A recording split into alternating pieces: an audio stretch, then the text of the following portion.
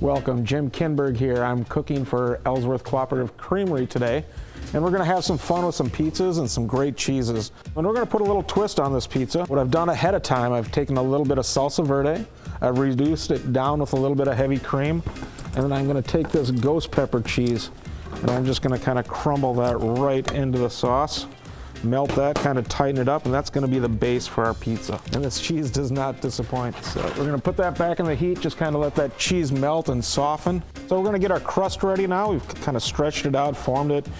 I like to do them about 10 inches, that kind of Neapolitan style. We're gonna check our sauce, see if that cheese has started to melt. Oh yeah, looking good.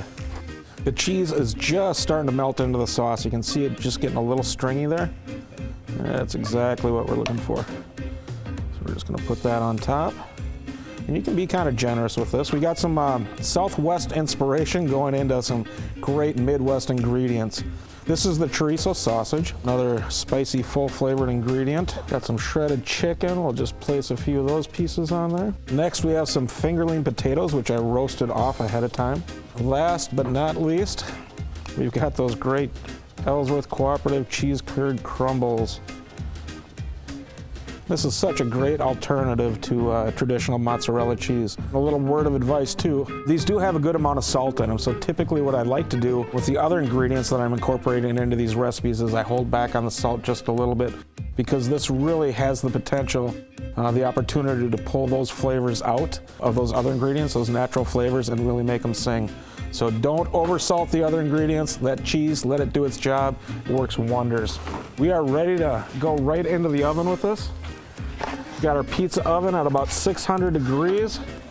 Now put it in there, close the door, and wait for it to crisp up and get all nice and golden brown. So I think it should be ready. Let's check it out.